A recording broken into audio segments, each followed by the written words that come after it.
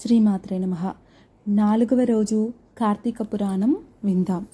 వినే ముందు శ్రీకృష్ణ పరమాత్మ యొక్క పాదపద్మములకి, పరమేశ్వరుడి యొక్క పాదపద్మములకి నమస్కరించుకొని వీడియోలోకి వెళ్ళిపోదాం. జనక మహారాజుతో వశిష్ఠ మహర్షి చెబుతున్నారు, రాజా, కల్మషగ్నమైన కార్తీక మహాత్మ్యంలో పుష్పార్చన దీప విధానాలను చెబుతాను విను. ఈ కార్తీక మాసంలో కమలనాభుడైన శ్రీహరిని కమలాలచే పూజించడం వలన కమలాసని అయిన లక్ష్మీదేవి ఆ భక్తుల ఇండ్ల స్థిర నివాసం ఏర్పరచుకుంటుంది. తులసీ దళాలతో కానీ, జాజి పువ్వులతో కానీ, మారేడు దళాలతో కానీ పూజించేవారు తిరిగి ఈ భూమిపై జన్మించరు. ఎవరైతే ఈ కార్తీకములో భక్తియుతులైన పండ్లను దానము చేస్తారో వారి పాపాలు సూర్యోదయానికి చీకట్ల వలె చెదిరిపోతాయి. ఉసిరి చెట్టు కింద విష్ణువును ఉసిరికాయలతో పూజించే వారిని తేరి చూడడానికి యమునికి కూడా శక్తి చాలదు.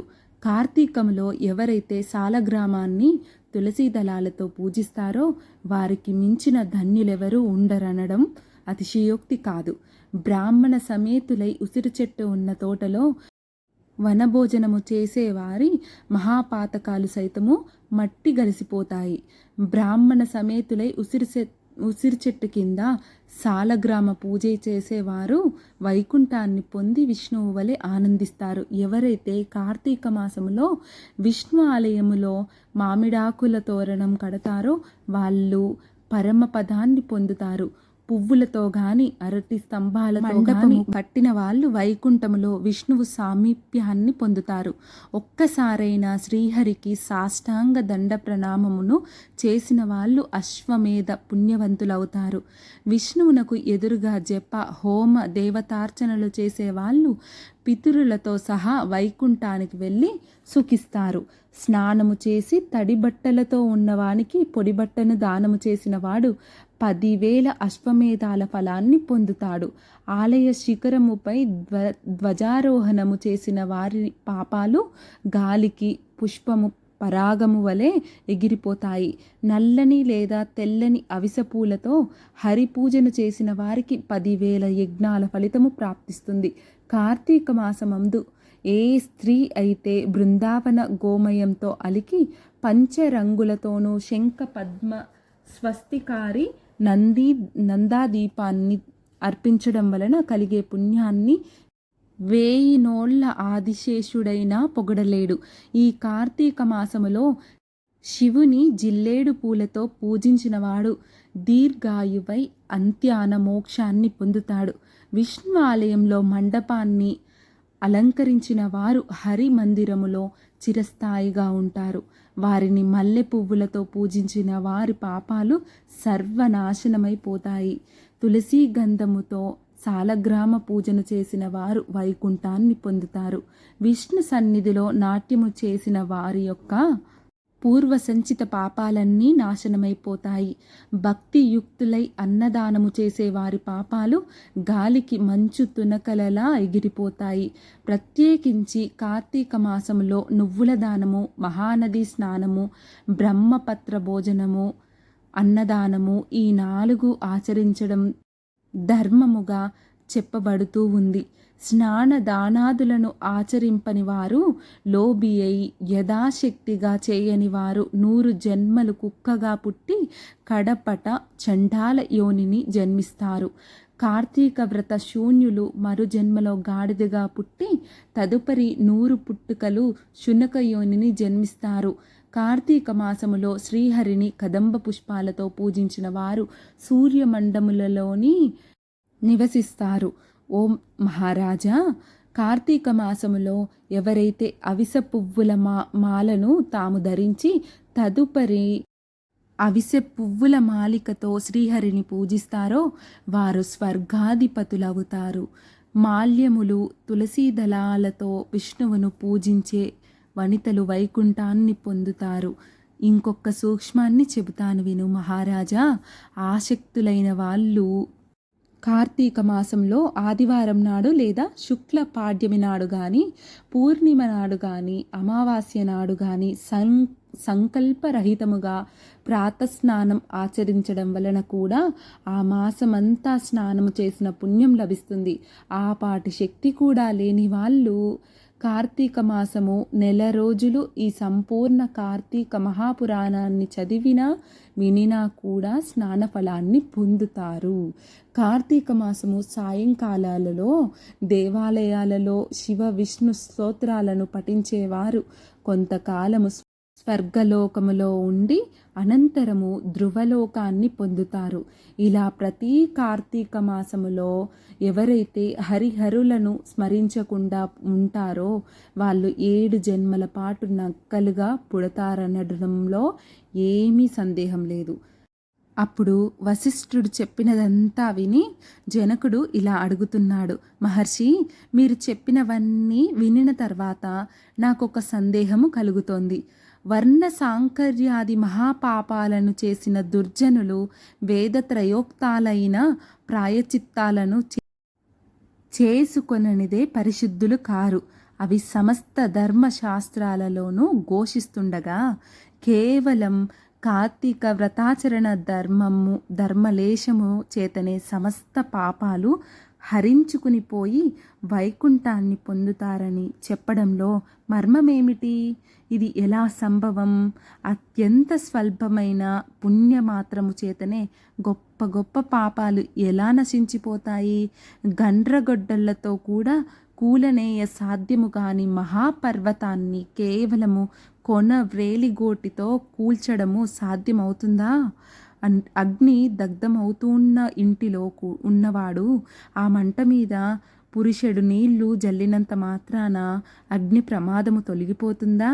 ఏ మహానది ప్రవాహములోనో కొట్టుకుని పోయే వారిని ఓ పాటి గడ్డిపరక గట్టుకు చేర్చగలుగుతుందా? తనకు తానే కొండచర్యలలోని ఏ లతాసూత్రాన్నే పట్టుకున్నంత మాత్రము చేతనే నదీపాత వేగాన్ని నుంచి సంరక్షించబడుతుందా? మహర్షి, ఈ విధమైన దృష్టాంతాల రీత్యా మహాపాపులైన వాళ్ళు సహితము అతి స్వల్ప కార్యమైన కార్తీక వ్రతాచరణము వలన పాపరహితులు పుణ్యాత్ములు ఎలా అవుతారు? వీటికి సమాధానమేమిటి? జనకుడి ప్రశ్నకు జ్ఞానహాసము చేస్తూ ఇలా చెప్పసాగాడు వశిష్ఠుడు. మంచి విమర్శే చేశావు మహారాజా, చెబుతాను విను. ధర్మాన్ని సూక్ష్మముగా చింతించాలే కానీ స్థూల రూపాన్ని మాత్రమే ఆలోచించకూడదు. అది కాక వేదశాస్త్ర పురాణాలన్నీ కూడా అనేక ధర్మ సూక్ష్మాలను మనకు అందిస్తున్నాయి. ఆయా ధర్మసూత్రాల వలన కొన్ని పర్యాయాలలో గొప్ప గొప్ప పుణ్యాలు స్వల్పమైనవిగాను, స్వల్ప పుణ్యాలు గొప్పవిగాను పరిణమిస్తూ ఉంటాయి. ధర్మాలన్నీ గుణత్రయముతో కూడుకొని స్వల్ప నల్పతలను సిద్ధింపచేసుకుంటాయి.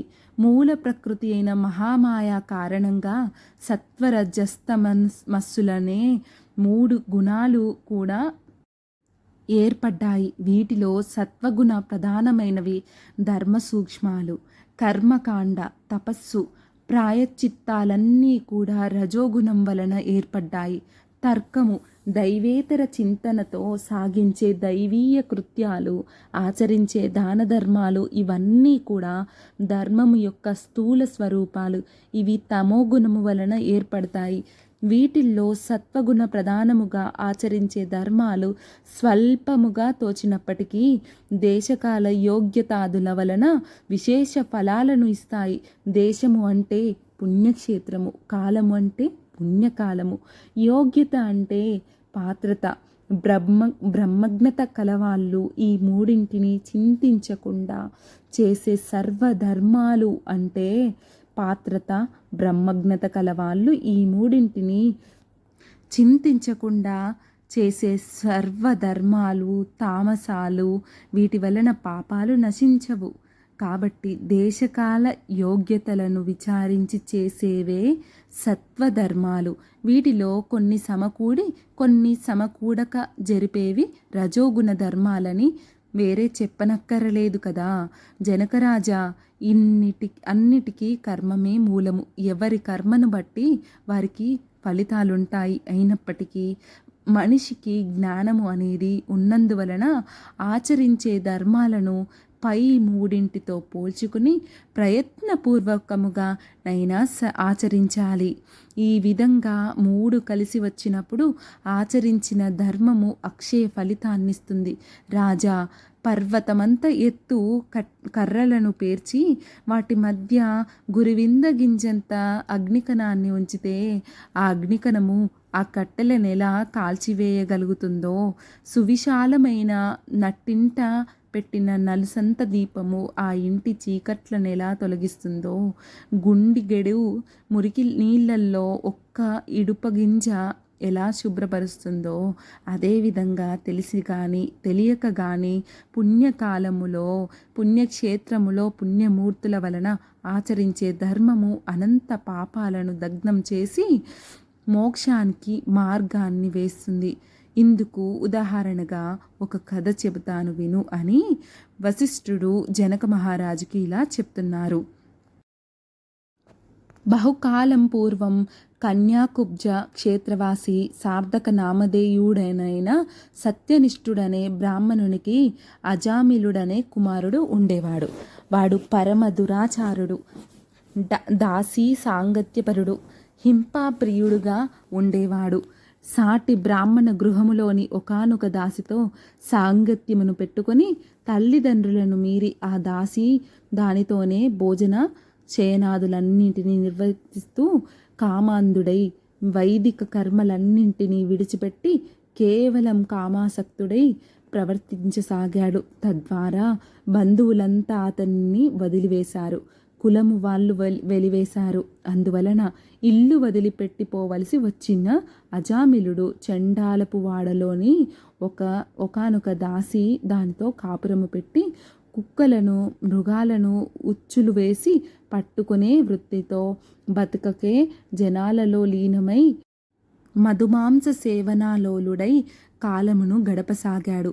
ఇలా ఉండగా ఒకనాడతనిని ప్రియురాలైన దాసీది కళ్ళు తాగడం కోసం తాడి చెట్టునెక్కి కమ్మ విరగడం వలన కింద పడి మరణించింది. అజామిలుడు అమితంగా దుఃఖించాడు. అప్పటికే ఆ దాసి దానికి యవ్వనవతి అయిన కూతురు ఉంది. మహాపాపాత్ముడు మహాకామాంధుడు అయిన అజామిలుడు తనకి కూతురు వరుసని కూడా తలచకుండా ఆ పిల్లని వరించి ఆమెతోనే కామోపభోగాలను అనుభవించసాగాడు. కాముకుడైన అజామిలుడు తన కూతురి యందే అనేక మంది బిడ్డలను పొందాడు.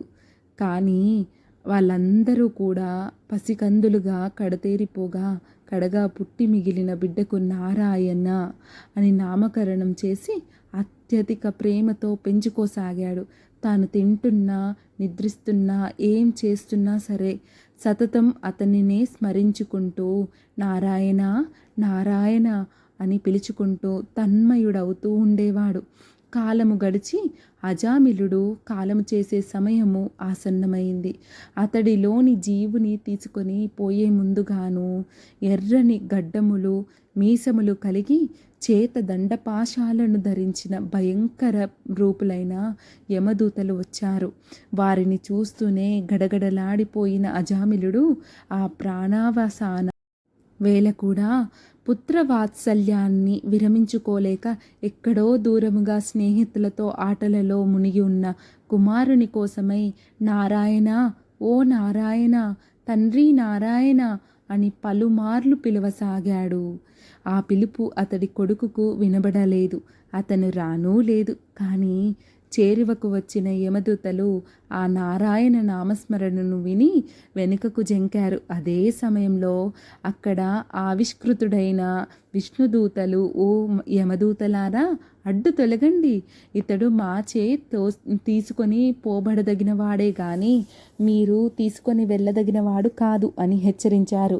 వికసిత పద్మాల వలె విశాలమైన నేత్రాలు కలవాళ్ళు, పద్మమాలాంబర వసనులు అయిన ఆ పవిత్ర విష్ణు పారిషదులను చూసి విభ్రాంతులైన యమదూతలు, అయ్యా మీరెవరు?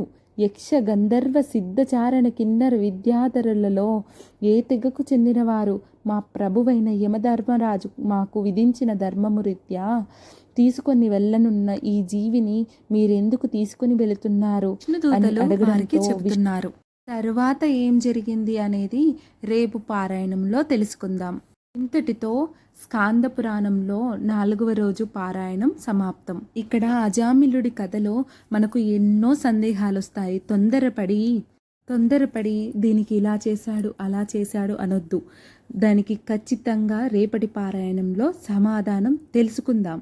ఏ తప్పు పని చేసినా ఏ మంచి పని చేసినా దానికి ఫలితం మాత్రం తప్పకుండా అనుభవించి తీరాల్సిందే. ఈ కథ ద్వారా తెలుసుకోవాల్సింది ఏంటంటే దుష్ట సాంగత్యం పెట్టాలి. ఈ కథలన్నీ మనకు నేర్పిస్తున్నది ఏంటంటే ఇది చదువుతున్నప్పుడు మన మనసులో ఎటువంటి భావన అయితే కలుగుతుందో ఇది తప్పు అని మన మనసుకి అనిపిస్తోంది చూడు, ఆ భావన ఆ పని మీరు చెయ్యొద్దు అని భగవంతుడు ఈ కథ ద్వారా మనకి చెబుతున్నాడు. ఇప్పుడు పద్మపురాణంలోని కార్తీక మహత్యాన్ని మనం విందాం. 4వ అధ్యాయం మత్స్య అవతారం.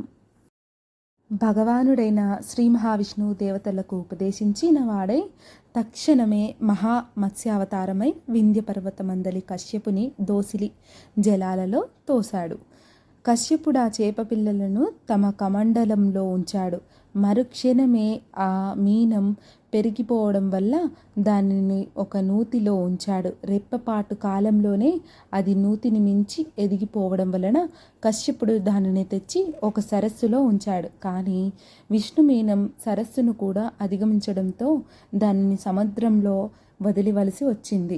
ఆ మహాసముద్రంలో మత్స్యమూర్తి విపరీతంగా పెరిగి శంకుని వధించి దాన్ని తన చేతి శంఖంగా ధరించి బదరీవనానికి చేరి అక్కడ ఎప్పటి వలనే విష్ణు రూపాన్ని వహించి ఋషులను చూసి, ఓ మునులారా, వేదాలు ఉదకాలలో ప్రవేశించి రహస్యంగా దాక్కుని ఉన్నాయి. మీరు వెళ్ళి జలాంతర్గతములైన ఆ వేదాలను వెతికి తీసుకొని రండి. నేను దేవగణ సమాయుక్తుడనై ప్రయాగలో ఉంటాను అని చెప్పాడు. విష్ణు ఆజ్ఞను శిరసా వహించిన ఋషులు సముద్రంలోకి వెళ్ళి యజ్ఞ బీజాలతో కూడి ఉన్న వేదాన్వేషణ ఆరంభించారు. ఓ పృథుమహారాజా, ఆ వేదాల్లో నుంచి ఋషులకు ఎవరికి ఎంత లభ్యమైందో అది వారి శాఖ అయినది. తదాదిగా ఆయా శాఖలకు వారు ఋషులుగా ప్రవాసించారు. తర్వాత వేదయుతులై ప్రయాగలో ఉన్న విష్ణువుని చేరి వేదాలను తెచ్చామని చెప్పారు. విష్ణు ఆజ్ఞపై సమస్త వేదాలను స్వీకరించిన బ్రహ్మ ఆ శుభవేళను పురస్కరించుకొని దేవతలు ఋషులతో కూడిన వాడి అశ్వమేధ యాగాన్ని ఆచరించాడు. యజ్ఞ అనంతరం గరుడ సమస్త దేవ గాంధర్వ యక్ష పన్నగ గుహ్యకాదులందరూ కూడా శ్రీహరిని ప్రార్థించారు. ఓ దేవాదిదేవా, జగన్నాయక, మా విన్నపాలను విను. అత్యంత సంతోషదాయకమైన ఈ సమయంలో వరప్రదాతనై మమ్మల్ని కాపాడు.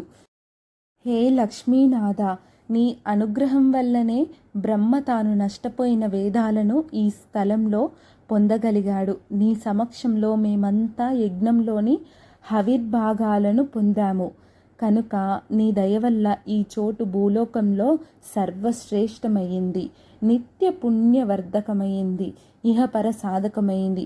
అవుగాక అలాగే ఈ కాలంలో మహాపుణ్యవంతమైంది. బ్రహ్మహత్యాది పాతకాలను సైతం తొలగించేది, అక్షయ ఫలకరమైంది అయ్యేటట్లుగా కూడా వరాన్ని అనుగ్రహించు. దేవతల ప్రార్థన వింటూనే వరదుడైన శ్రీహరి దివ్య మందహాసం చేశాడు. దేవతలారా, మీ అభిప్రాయం నాకు సమ్మతం. మీ వాంఛితం ప్రకారమే ఇది పుణ్యక్షేత్రం అగుగాక.